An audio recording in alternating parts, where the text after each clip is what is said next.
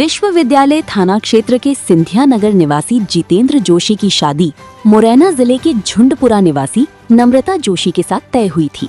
28 जून को धूमधाम से जितेंद्र की बारात मुरैना झुंडपुरा गई हुई थी, जहां हिंदू रीति रिवाज से धूमधाम से शादी होने के बाद 29 जून की दोपहर विदाई समारोह भी हुआ और बारात नई नवेली दुल्हन को लेकर ग्वालियर वापस लौटी, जहां परिवार वालों ने नई नवेली दुल्हन का स्वागत जोरदार तरीके से किया।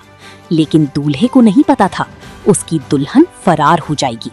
सुहाग रात वाले दिन 30 जून की सुबह के 4 बजे दुल्हन दूल्हे और उसकी परिवार को सोता हुआ छोड़ पड़ोसी के छत से निकलकर भाग निकली। सुबह जब दूल्हा उठा तो दुल्हन बिस्तर से गायब थी। दूल्हे ने अपने परिवार के साथ दुल्हन को घर और आसपास तलाश किया, लेकिन उसका पता नहीं चल सका।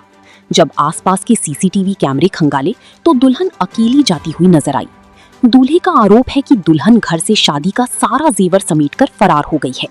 इसके बाद दूल्हा और उसका परिवार थाने जा पहुंचा और दुल्हन के खिलाफ शिकायत की।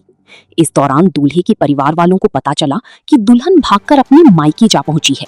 तभी दुल्हन और उसका परिवार थाने पर आ धमका, जहां दूल्हे के परिवार वालों का आरोप है कि दुल्हन के परिवार के लोगों ने दूल्हे के माता पिता के साथ मारपीट करने की कोशिश की, जहां पुलिस ने विवाद को होता देख दोनों पक्षों को अलग कर शांत कराया। इसके बाद दुल्हन और उसका परिवार वहां से चला गया।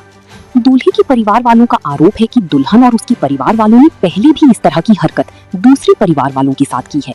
यहाँ सोची समझी गई साजिश के तहत शादी के बाद धोखाधड़ी की गई है। ये लोग भोले भाले लोगों को फंसाकर जेवर और पैसे ठग लेते हैं।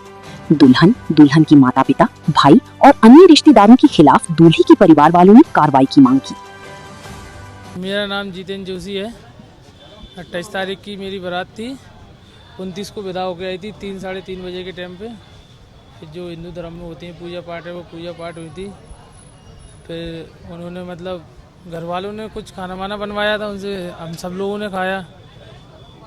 तो खा के फिर नींद लग गई। सुबह 4:30 बजे के टाइम पे भाभी आई, मेरी बड़ी भाभी। उन्होंने जगाया, बोली बहू कहाँ पे? मैंने यहीं होगी, देख लो, ढूंढ लो। तो मैंने फ्रेश मिरेश होने गई होगी, देखा तो नहीं थी उसमें। फिर मैंने ढूंढा टकोली करवाई भाभी के साथ में, नहीं मिली। फिर सब लोगों को जगाया, सबने ढूंढा, नहीं मिली। मेन गेट का तो ताला लगा ही था हमारे का, ऊपर दूसरी मंजिल का कुंडी लगी थी, उसकी ताला नहीं लगा था। वहीं पे जीजा सो रहे थे, जीजा वगैरह, बहन बेटी। तो पता ही नहीं चला। वहाँ से दूसरी छत पे पहुँच के, तीसरी छत पे पहुँच के, ऐसे मतलब दूसरों के घर से निकल गई। हाँ, तो सुबह स्कूल है हमारी गली में, उसका कैमरा चेक करवाया तो उसमें जाती हुई दिख रही है अकेली। हाँ, फिर हमने रिपोर्ट करी थाने में जाके। वो मना कर रहे, नहीं रिपोर्ट नहीं लिख रहे थे। उनके घर वाले साथ में लेकर आए। उनके घर वालों का मतलब उनके जीजा का फ़ोन आया 6:27 पे। वो बोल रहे कहाँ है नम्रता? मैंने नम्रता कहाँ है, हमें क्या पता, यहाँ पे है ही नहीं है। वो कह रहे तुम्हारे यहीं तो है, नहीं है। मैं नहीं, तुम्हें पता है, तुम बताओ तुम्हें कहाँ से जानकारी मिली है? बोले हमारे यहाँ तो नहीं आई। तो थोड़ी देर बाद भैया ने उनके बड़े भैया को फ़ोन लगाया। बड़े भैया बोल रहे हम हवेली आ रहे हैं, वहीं पे 10-8 जने से हम तुम्हें बताते हैं। तो हम फिर रिपोर्ट करने आए थाने में। लड़की भैया वगैरह साथ में लेकर आए। मतलब 4 घंटे का रास्ता है उनके गाँव से आने का, वो 1 घंटे में ही आ गए। झुंडपुरा वो 1 घंटे में ही आ गए ग्वालियर। हम कल कार से आए तो 4 घंटे लगे हमें आने में, वो 1 घंटे में ही आ गए। बस जी चाहते हैं, मैं लड़की के साथ नहीं रहना चाहता। नहीं, चीज़ मीज वापस कर दी, भाला पैर के चली गई बस। जी चाहते रहना नहीं चाहते बस साथ में।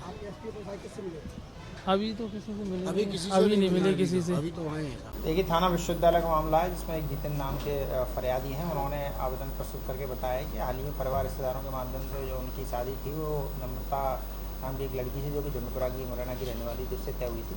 और सिंधिया नगर में 28 तारीख को जो है इनकी गार्डन शादी हुई है। उसके बाद जब ये फरियादी और उनकी पत्नी जब घर पर पहुँचे और लगभग 1 दिन रुकने के बाद 29 तारीख की रात को उनकी जो है पत्नी घर से गायब हो गई। जब उन्होंने इसके बारे में पूछताछ की मायके वालों से, जो उसकी लड़की सचिवालय उनसे पूछताछ की, तो अभी कोई विस्तृत जानकारी नहीं मिल सकी। इसके संबंध में थाना प्रभारी विश्वविद्यालय जो है अग्रिम जाँच कर रहे हैं अभी, और जो पीड़ित है उसकी सुनवाई हो रही है। और इसमें जो पक्ष है, लड़की पक्ष है, उनको भी बुला करके जाँच की जा रही है। इसमें आरोपी का जो फरियादी है उसका ये भी आरोप है कि लड़की जो है अपने साथ जेवर भी लेके गई। इसके संबंध में भी अभी जानकारी की जा रही है। जैसे जैसे साक्ष्य आएंगे उसके आधार पर थाना विश्वविद्यालय द्वारा अग्रिम वैधानिक कार्रवाई की